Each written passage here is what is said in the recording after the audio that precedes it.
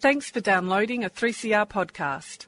3CR is an independent community radio station based in Melbourne, Australia. We need your financial support to keep going.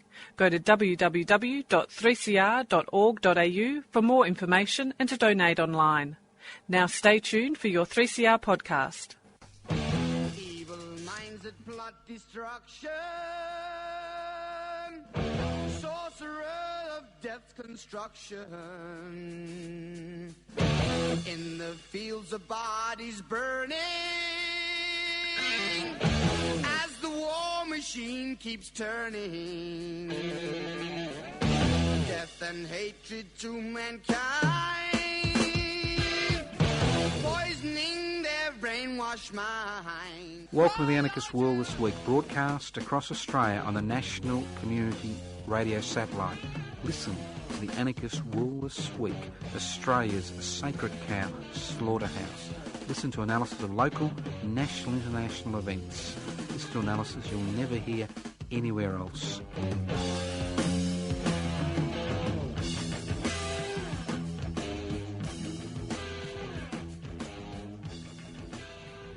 Here we are, the Anarchist World This Week. Don't despair. We will be here during the festive season. We'll be here every Wednesday or whatever time and day this program plays on your local community radio station. This program is broadcast via 3CR in Melbourne. It's broadcast courtesy of the Community Radio Network. It's streaming live on 3cr.org.au. The program is podcast. You can access the podcast for a number of weeks by going to 3cr.org.au. And it was good to meet a number of podcasters from the Katoomba region a few days ago. So on the weekend, that was good to see. Okay, now, for the listeners everywhere, we will try once again to make sense of our world. Well, their world. It's not your world, is it? You don't have freehold title to it, do you? You know what anarchy is all about? Anarchist society is a voluntary, non-hierarchical society based on the creation of political and social structures, based on equal decision-making. It's a society where wealth is held in common and used for the common good. Why these concepts? Very simple. Anarchism is about creating a society without rulers. What gives rulers power? Well, hierarchy and money. Very simple. So anarchism is about breaking down hierarchy, creating institutional structures which reflect that breakdown in hierarchy, and direct democracy is one mechanism of doing that, and holding wealth in common to ensure everybody, not just a small minority, shares in the Commonwealth. You do live in the Commonwealth of Australia. You may not have realised. Commonwealth of Australia, supposedly, Now, Today we will look at a few things, nothing particularly fascinating or interesting, but we are looking at a few things. Now I'd like to start off with public interest before corporate interest. Yes, I can see you all saying, no, not them again. Well, public interest before corporate interest is growing and growing and growing. Membership has topped 400. If you haven't received your membership card, don't despair. You'll receive it within the next week. We've actually got a backlog of memberships to process. That's how good the local branches are working. Now, just in case you live in a Melbourne town, or Hastings, just in case you live in Hastings, which is out on the Victorian, the peninsula somewhere. Now, the Hastings branch of PIBCI has initiated a meeting at the hub on Thursday, the 10th of December at 7 p.m, and that's at 1973 Frankston Flinders Road in Hastings, and it is to initiate ongoing action and activities in the borough of Hastings for 2016. So they're looking ahead to 2016 because they know, I know, you know, the public interest before corporate interest will become one of the most important mechanisms via which people in this country will be able to articulate their ideas, get involved in direct action and parliamentary action in order to ensure that the public interest is always put the interests of unaccountable corporations whose major responsibility is to create ever-increasing profits for their major shareholders, irrespective of the human, social, cultural, environmental and national costs. I mean, it's quite extraordinary that we now see the state play handmaiden to the corporate sector. Quite extraordinary. So public interest before corporate interest, as I said, membership is now top 400. It's growing daily. We encourage you to join as soon as possible. The more members we have, the more powerful we will become. And I can assure you that in 2016, public interest before corporate interest will be making the headlines for all the right reasons. And those right reasons are very simple. To ensure that public education, public health, public arts, public infrastructure, public institutions always take precedence over corporate interests. Now, if you want to join, there's a number of ways you can do it. It's very simple. Have a look at the membership list. Read it. If you're happy with the constitutional framework, join. You don't have to be on the electoral roll to join, although we need 500 people on the electoral roll to register as a federal political party. But if you're not on the electoral roll, we still welcome you, because we know many activists have been browned off for a number of years with the concept of electoral politics, especially representative democracy, where you give a representative a signed blank cheque to make decisions for you for the next 3 to 4 years without actually having the ability to contain that. So this is about becoming active. It doesn't matter if you're 99 or 19. It doesn't really matter. It doesn't matter if you're on the electoral roll. It doesn't matter if you're a resident or a citizen or just on a 457 visa. If you're interested in putting public interest before corporate interest, have a look at our membership form. You can do it a number of ways. You can go to the website, PIBCI, PIBCI.net, PIBCI.net. You can go have a look at the Facebook page. Just put in public interest before corporate interests, and hey presto, there it is. You can download the application form from PIBCI.net. You can email us at info@PIBCI.net. And if you're not computer literate, and almost 33% of our members have nothing to do with the virtual world, you can write to us at Post Office Box 20, Parkville 3052, Post Office Box 20, Parkville 3052, and we'll send you an application form. Or you can leave a message on 0439 395 489.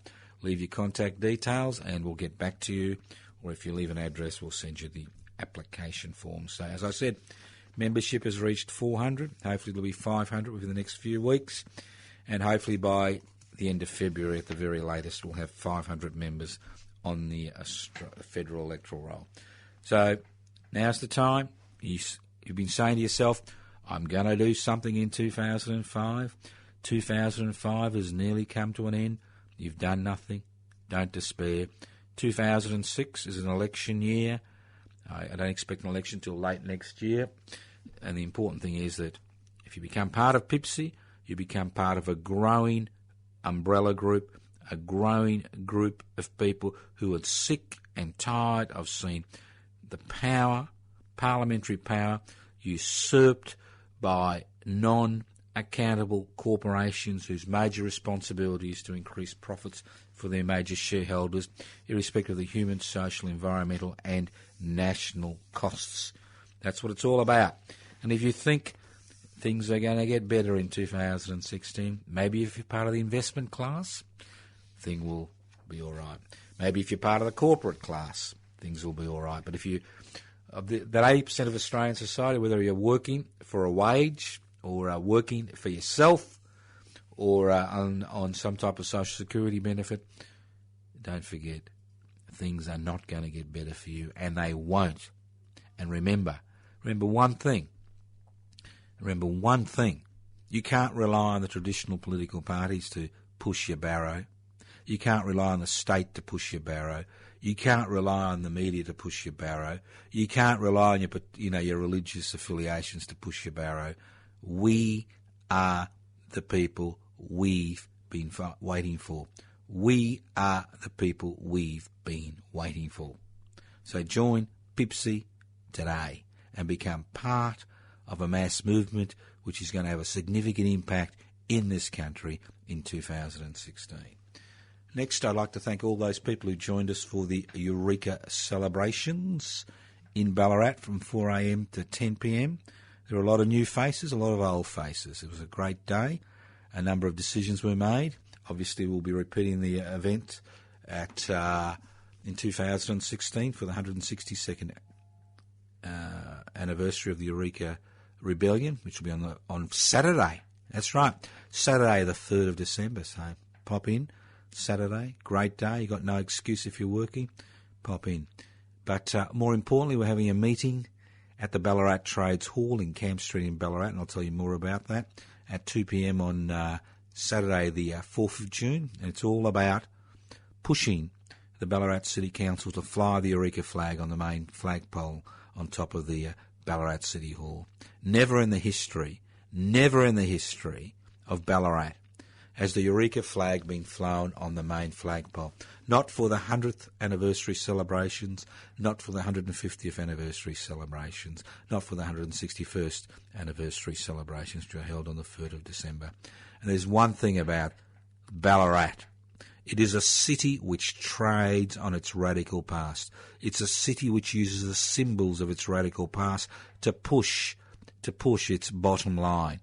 But when it comes to honouring those men and women involved in the Eureka Rebellion and honour those people who are buried in the mass grave in the old Ballarat Cemetery, they are missing in action, and we have had enough. And next year, in the next month or so, we'll be launching a petition, which we're hoping to get thousands of people to sign to get the flag flown on the main flagpole. We'll be holding a large public meeting on the 4th of June, and most likely we'll be asking people of Ballarat to actually stand as candidates at the council elections later on in the year to bring this matter to the public's attention. It is shameful, totally shameful that this occurs. Now, I could go on about this, but I'm not, because we will conduct a very efficient, effective campaign beginning early next year to ensure that a city that profits from its radical past honours its dead. You're listening to The Anarchist World This Week, broadcast across Australia on the Community Radio Network. This program is streaming live on 3cr.org.au. Want to find out what we're doing? Go to anarchistmedia.org, anarchistmedia.org. You can write to us at Post Office Box 20, Parkville 3052, or give us a call on 0439 395 489. Now, don't forget, this Sunday, 12 to 4 p.m, the West Papuan Rent Collective will be holding a end-of-year break-up party, just like we used to do at school. Fascinating guest speakers, but it actually won't be at the office in Collins Street. It will actually be held at the Art Gallery. What Art Gallery? The Art Gallery of the Catholic University, which I think is at 26 Brunswick Street in Fitzroy. There is activities going on all week as far as West Papuan independence is concerned. It was good to see the West Papuan activists once again turn up for the Eureka celebrations and once again provide entertainment for the Eureka dinner that night. It's always good to see our brothers and sisters in struggle, join us for those Eureka celebrations. And the least we can do is actually, organise a rent collective to pay for rent for their offices, which are in Collins Street in Melbourne. So, you're more than welcome. You don't have to be a member of the Rent Collective to go to any of these events. You don't have to be a member of the Rent Collective to come to the Christmas party or the festive season party or the end-of-year breakup, whatever you like, at the Australian Catholic University Art Gallery at 26 Brunswick Street in Fitzroy. And if you're having trouble buying a gift for the person who has everything, why don't you buy them a membership to the West Papuan Rent Collective? You can annoy the Australian government. You can annoy the Indonesian government. You can annoy the Department of Immigration. You know, you can annoy all these people by being a member of the Rent Collective. Very simple. $30 a month, $360 a year. We need your support to keep this office open. Since the opening of this office, it's given West Papuan activists a global point via which they're actually able to organise their activities to promote the cause of West Papuan independence. And if you think things are all right, think again. West Papua's Independence Day is the 1st of December. Once again, people were shot and killed across West Papua for attempting to raise the West Papua independence flag, and over 200 activists were arrested in Jakarta, West Papuan activists, you know, because they were involved in a little bit of a celebration. So if you think the Indonesian authorities are going to let West Papua go, think again. This is an exceptionally mineral-rich country. It has extraordinary national resources in terms of the types of forests which are being logged. It has extraordinary rich seas around it. This is a province which the West Papuan government which the Indonesian government is not keen to let go of. This is a province where over 500,000 people have died within 200 kilometres of Darwin over the last 60 years in that struggle for West Papuan independence. So think about it. Join the Rent Collective. It's the best thing you'll do for 2016. And if you've got somebody who's got everything or doesn't need anything, this is a great gift. It entitles them to come to 3 gatherings a year in the office or another place. It entitles you to, put your hand in your heart and say, I'm doing the right thing via the West Papuan independence movement. Let's move on. Do you feel like a bunny? Do you feel like a bunny? Do you feel like a kangaroo in a spotlight, waiting for that fatal shot? Well, I do. I think most Australians should feel the same. I'll tell you why. And as I said before, they've got 4 major classes in Australian society. You've got the corporate class, the 1%ers, those people in the boardrooms of national and transnational corporations which are making hay while squeezing their workforce. Then you've got the investment class, the backbone of the Conservatives in the Liberal National Party and the ALP, the backbone, the investment class. These are the 20% of Australians who rely on investments to, make a buck. And they are the privileged. They are God's chosen children. They are God's chosen children. And I'll tell you why they're God's chosen children.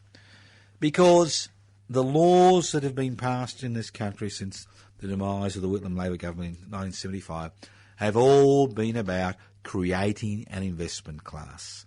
If you've got the disposable income to buy a second home, you can get a legal, legitimate tax deduction through negative gearing. You've got the money, you've got the assets to borrow money to play on the stock market. Well, you can wipe off your losses legally from your tax bill. And the list goes on and on. And it goes on and on. Now, the single most important issue of 2015 is an issue which only has transient exposure in the mass media. Transient exposure. And that is corporate taxation. Like I said, while we're bunnies. Now, if you've got the richest people in this country, the richest corporations in this country, like Chevron, paying minimal taxation or no taxation, or like Rupert Murdoch getting an $886 million tax refund in 2013 while making hundreds of millions of dollars of profit, well, somebody suffers. It's simple. Now, when people start to suffer, they start to complain. And this is what we're seeing. As the screws have been put on the social security system, as the screws have been put on single parents, as the screws have been put on the disabled, as the screws have been put on the unemployed, as Granny can't get a hip replacement in a public hospital, as your children's education in the public education field becomes more and more difficult, people start to complain. They start to put two and two together. They start to become interested in organisations like public interest before corporate interests. They start to stop working up the right channels. They start thinking about some type of change being necessary, irrespective of what the corporate-owned media does or the government-gelded ABC does, irrespective of the wall-to-wall propaganda which passes as commentary in this country on a daily basis, 24 hours a day, 7 days a week. Irrespective, people's everyday reality tells them that change is not only needed but necessary. I'm not talking about the investment class. I'm not talking about the corporate class. I am talking about the working class in this country, the traditional working class that works for themselves and doesn't employ labour or is employed and is a pay-as-you-earn taxpayer, and those 33% of Australians who continue to rely on social security benefits to survive. That's who I'm talking about. And as the pressure increases in that section of society, the pressure for change increases. And this change that's going to occur is a little bit like a lava flow. It's not a tsunami. When you have a tsunami, everything's destroyed and then rebuilt in the same fashion. It's different with a lava flow. You change the landscape. We are going to change the landscape of this society. Whether you think I'm hallucinating or not, we will change the landscape of this society because it needs to be changed. And we, the people we've been waiting for, will be responsible for that change in the next, few decades, in the next few years, not decades, the next few years. Now, coming back to what I was saying, here we are on the verge of major radical social change. And what do we have in our society? Diversions. We're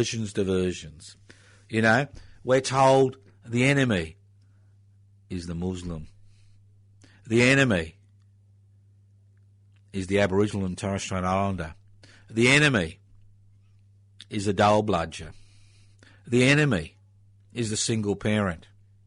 The enemy is the disabled pensioner. These are the enemies. These are the people who are marginalised, lampooned, used to divide us. Well, there's only one enemy. There is only one enemy. And that enemy is those that own the means of production, distribution, exchange and communication. They are the ones who prevent radical change. And if you think the corporate-owned media, whether it's Fairfax or Murdoch or whoever, is going to, fight your battles for you, think again. They may be interested in peripheral issues, but when it comes to the central issues about power and wealth, there is no interest in any debate because everybody knows how the script is written. And it's very simple. Those with power and wealth will continue to exercise that power and wealth and thwart the will of the people in Parliament because they have bought our political parties and use them for their own ends to promote their interests. And the current debate about the GST is a classic. It's a classic of how things work. As I said before, people are getting restless. The mining boom has collapsed. Government income has decreased. Welfare responsibilities have increased. Responsibilities to the citizens of this country and residents has increased. But there aren't the resources. So what would you do in 2015, 2016? What would anybody with one synapsine neuron do? They would actually look at the taxation system and say, who isn't paying their fair share? On every indicator, it's corporate Australia. We'll use every trick in the book. both legal and illegal in some cases, in order to minimise their contribution to the Australian people. And that's what taxation is. It's their contribution to the Australian people. It's their contribution to the Australian way of life.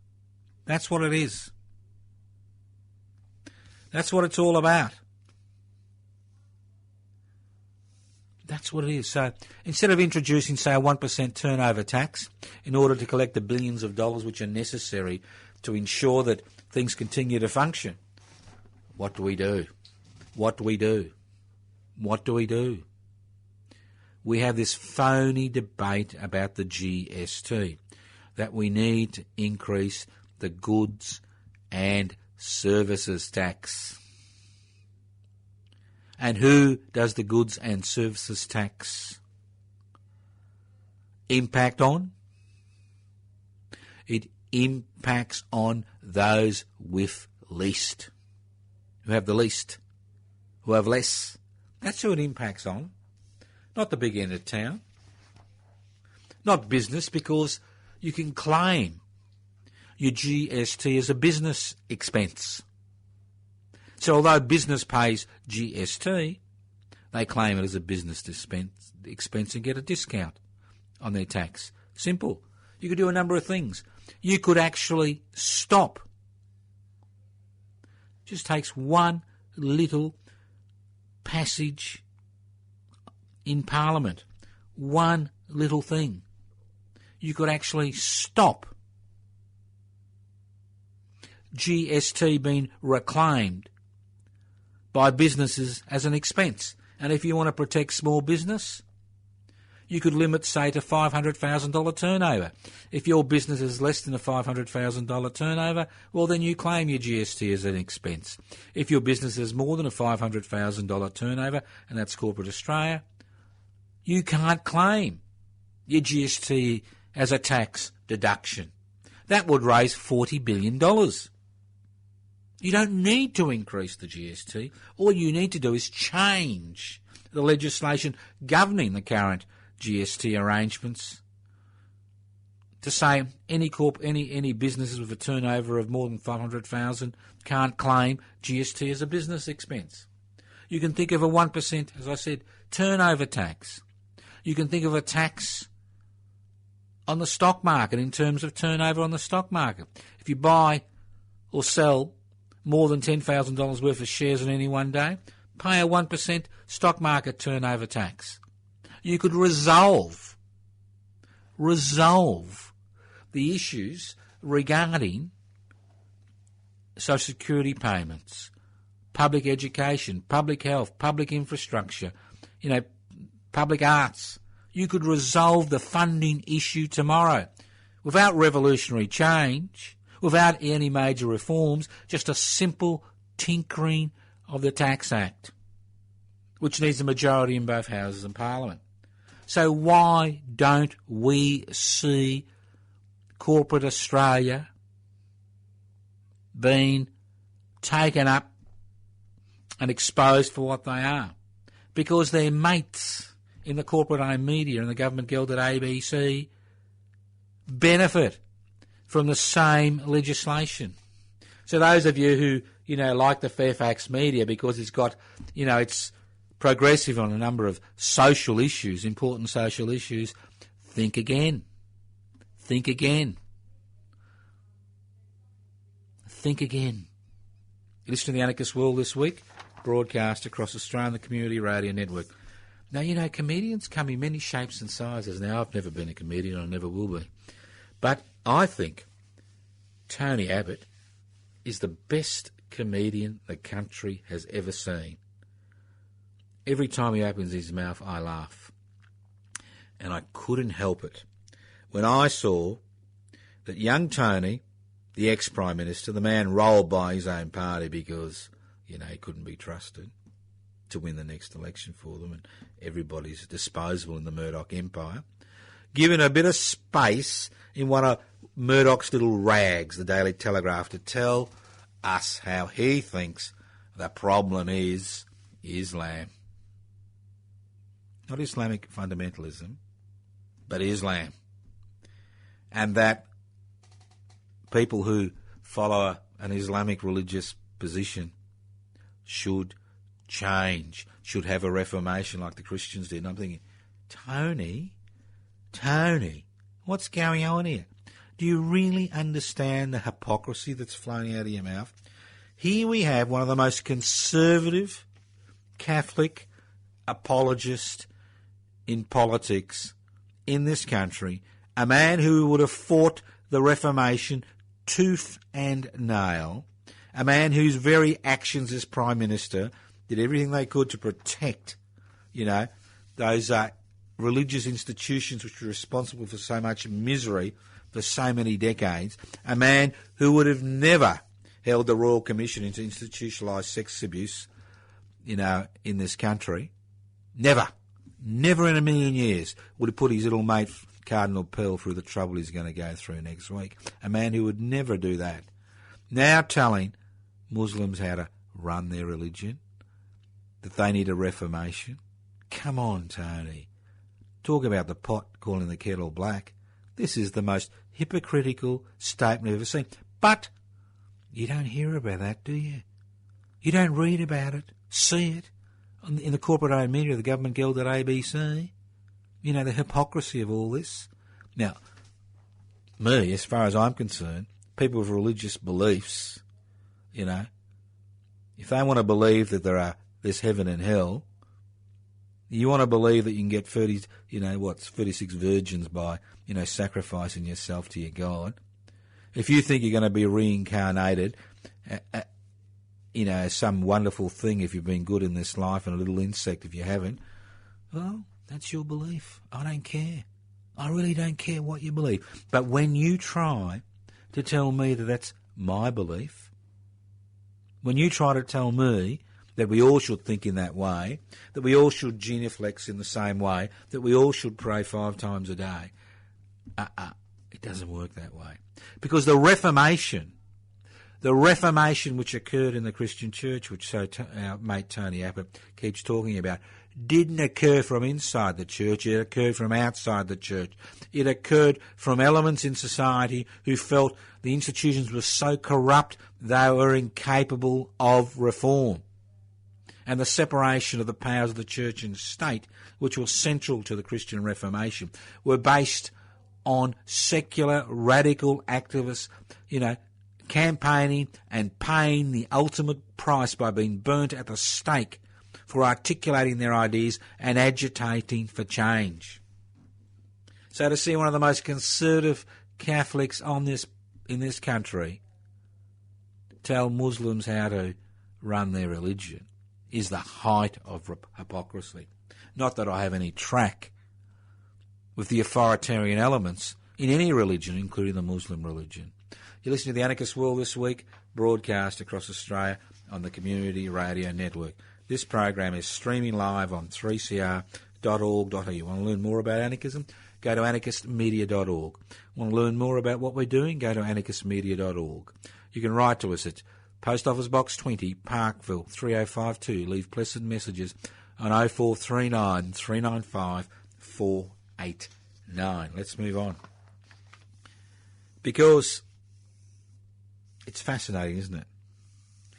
It's fascinating to see how both government and opposition and the Greens, how they think that you're going to have economic change and economic reform in this country. It's all about innovation, entrepreneurs. Innovation and entrepreneurs, isn't it? Here we have government money basically being made by private organisations who will be using public resources like CSIRO and the universities to augment their bottom line. And we call this innovation, allowing the barbarians to come inside the universities, allowing the barbarians to manipulate research to suit their bottom line. Because remember, corporations and businesses have only one responsibility. Don't get sucked in by this, the good corporate citizen. I mean, the classic was Chevron, wasn't it? That was the bloody classic. Last week or the week before, then Chevron, for years, I think it was 2 years, had a consistent public campaign, radio, television, telling us what wonderful corporate citizens they were. How they were almost godlike. How the public interest was their central concern, and how they were so good to their employees.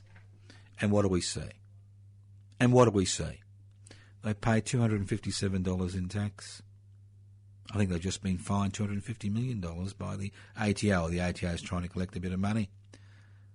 So there's this perception, all this perception about corporations and businesses, having responsibilities to the state, to the nation, to culture, to the people, to the environment, and the list goes on and on.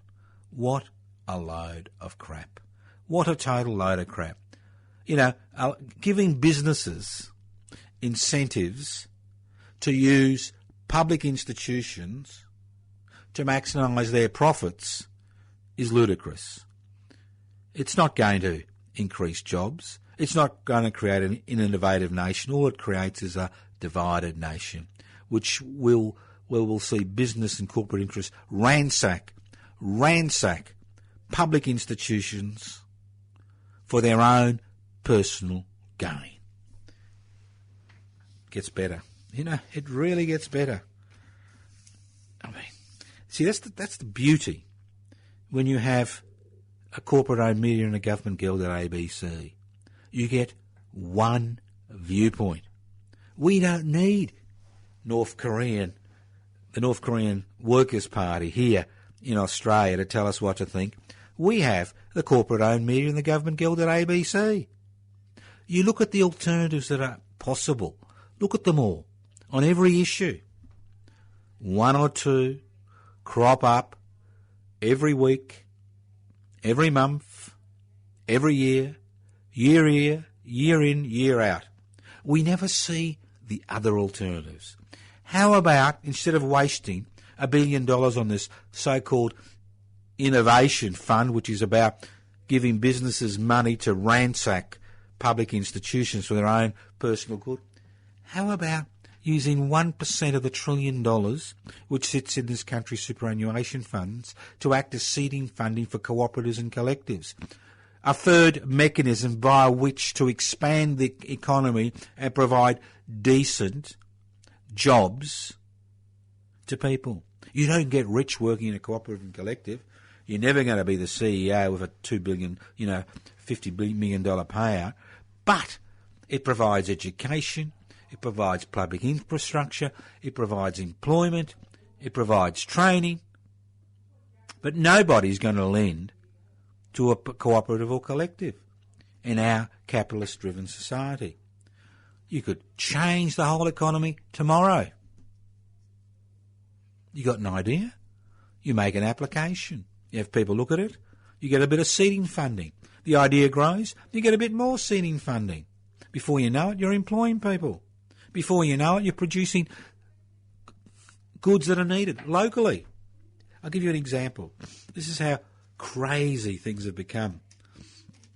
I think about 2 weeks ago, it was a hot day, and I went into a service station and bought an ice block, a $2.50 ice block.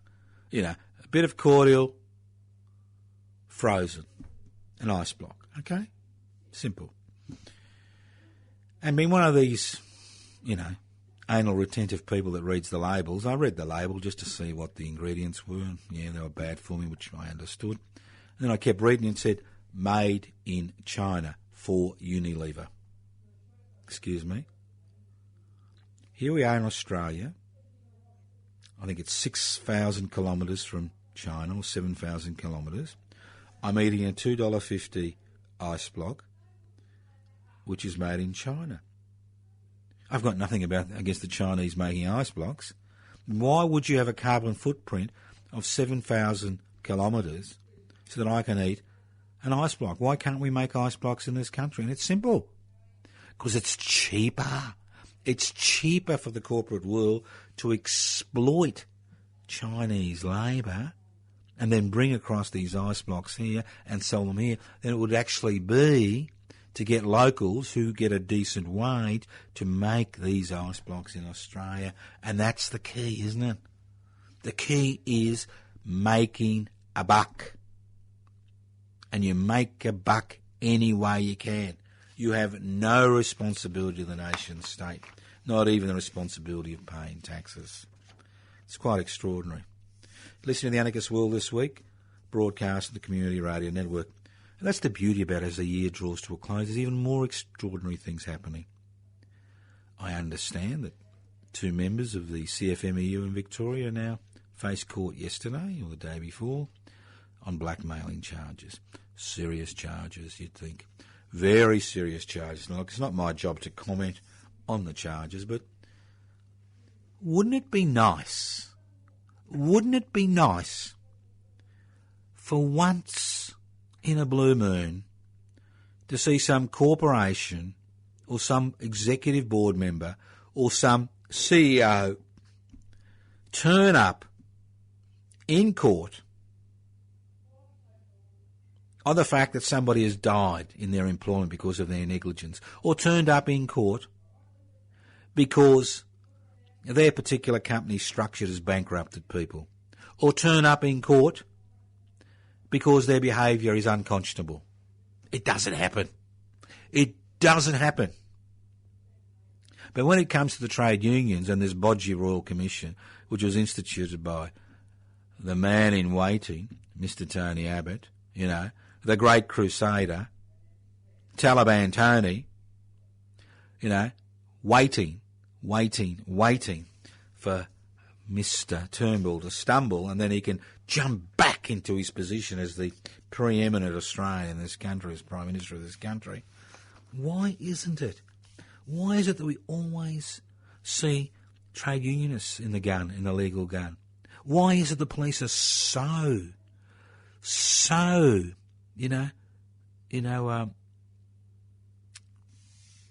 preoccupied, and the Department of Public Prosecution preoccupied with the pathetic activities of a few trade union activists?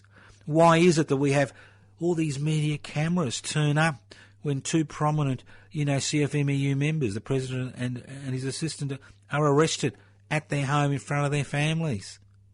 Come on. The North Koreans couldn't do any better. This is what I call show trials. Wonderful show trials.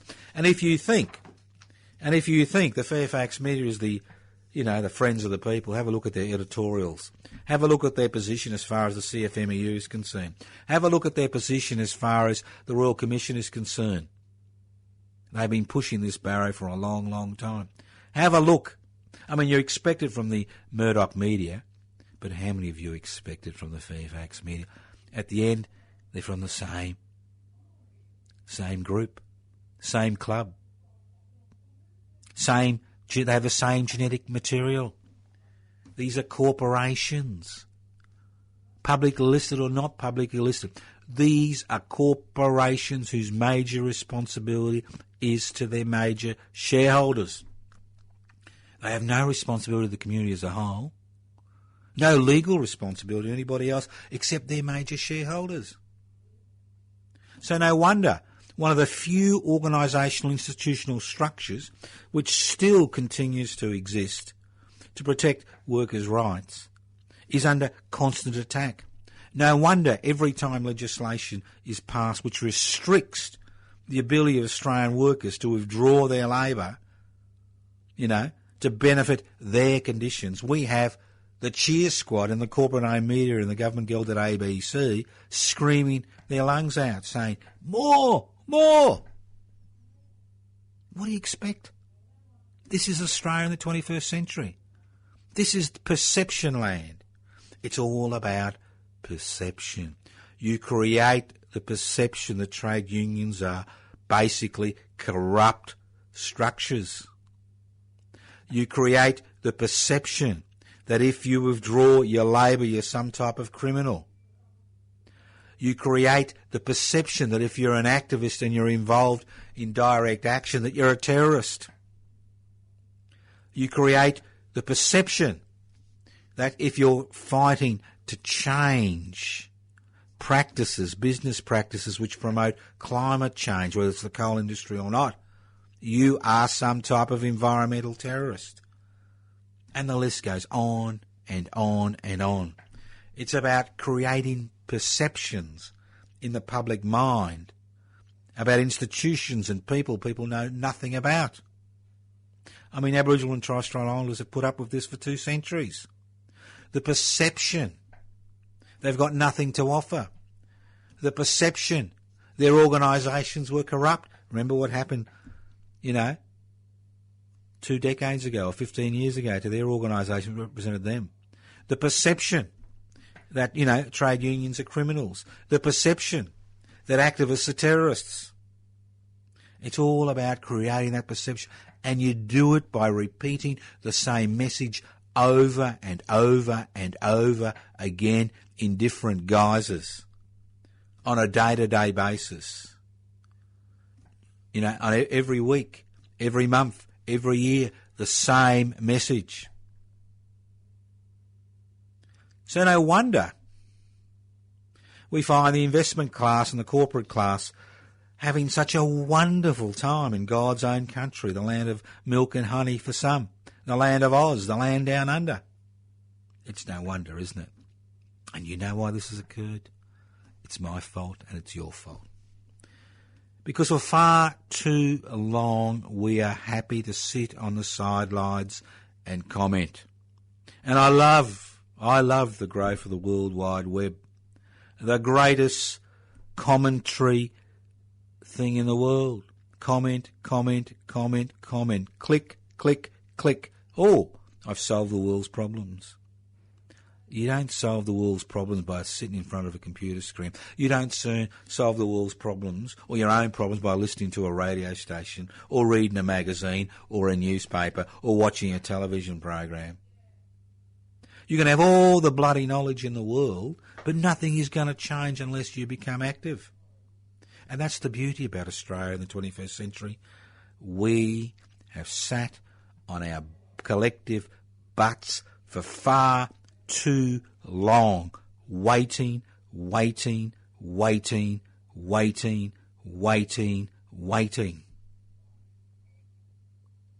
happens when you wait. Change comes from ordinary people and extraordinary people banding together and initiating that movement for change. Public interest before corporate interest is about change. It's about pushing that change forward.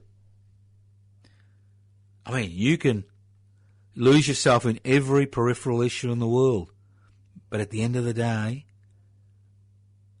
what happens to a large degree is dependent on how tens of thousands of people are willing to come together to create the momentum to make our political representatives fear us more than they fear the corporate sector. Because currently their greatest fear is the corporate sector, the 1%ers, turning their guns against them and ensuring they will become unelectable at the next election. Everybody's got a little peccadillo hiding somewhere, and I can assure you the corporate-owned media is very good at digging that up, especially when they pay people money to dig it up. So that's the dilemma. We've forgotten that we are the people we've been waiting for. We've forgotten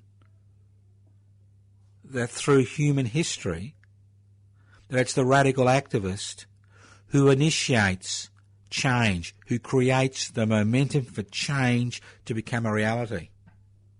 You think gay rights would have been a reality in 2015 without all those activists involved in campaigns in the 60s and 70s? You think sexism would have been an issue without the formation of the women's liberation movement in the 60s and how that has continued to push for change in its many guises? But when it comes to the fundamental question of wealth and power, we don't see political movements growing. We may see a few throwbacks to the Dark Ages, talking about socialism and communism, but we don't actually see new, independent, vibrant political and social movements growing, acting as a bulwark against changes which are occurring today. We don't see it. It's all about issues. You could win every issue in the world, but if you don't challenge that fundamental difference, nothing changes. And it happens every week. Every week. The same message. As I said before, the North Koreans should send people down here to see how you do successful propaganda. Everybody in North Korea knows that's propaganda, what they see on TV and read. But in Australia, we think it's independent analysis and news. We rip out huge chunks out of the historical records and pretend it's not there, pretend the frontier wars aren't there. You know, we rip out these huge chunks. The Eureka Rebellion had nothing to do with the democracy movement. Throw them away. And then we push it all together into a compact form which we can actually then discuss, look at, put on a television program and get rid of the big chunks. And it's the same with this debate about the GST. Just extraordinary. It is extraordinary. We don't need a Minister for Propaganda.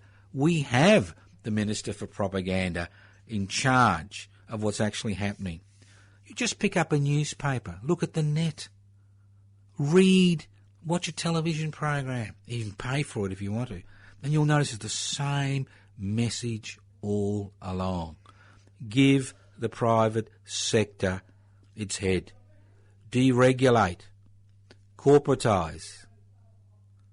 It just goes on and on again. Privatise. It'll all work out in the wash. It'll be okay. And when you see the major political parties following the same mantra, irrespective of their historical beginnings, you begin to understand that change will not come by working up the right channels. Change will not come by putting a ballot in a ballot box. Change comes from pressure from below. It comes from people saying enough is enough. So when you see 10,000 people outside a magistrate's court in Melbourne, you begin to understand that change is possible. And it is possible because we have the desire for change. I mean, what is hope but the marriage of desire, or the love child of desire and expectation? And we hope and we know that change will occur in 2016, because I know you will start acting and stop listening. Thank you once again for listening to The Anarchist World this week, broadcast across Australia on the Community Radio Network. This program has been streaming live on 3cr.org.au. You can write to us at Post Office Box 20, Parkville 3052. You can email us at anarchistage@yahoo.com. You can look at the website anarchistmedia.org. Interested in public interest before corporate interest? And I'd just like to read one short sentence, just in case you're one of those people who thinks it's other people who are the problem, not the corporate sector. Membership is open to people of all religious beliefs and those who have no religious beliefs. We welcome people of all races, nationalities, genders and sexual orientation. We believe all human beings are born with inalienable rights and liberties. No government can legislate away or corporations take away. Don't forget the end-of-year break-up for the Rent Collective, the West Papuan Rent Collective. You're all invited, midday to 4 p.m, Sunday the 13th of December, at the Australian Catholic University Art Gallery at 26 Brunswick Street, Fitzroy in Melbourne. Turn up, free food, free entertainment, interesting people. Join the Rent Collective. If you got a friend who's got everything, I bet you they haven't got a membership to the West Papuan Rent Collective. As I said before, a great membership to have.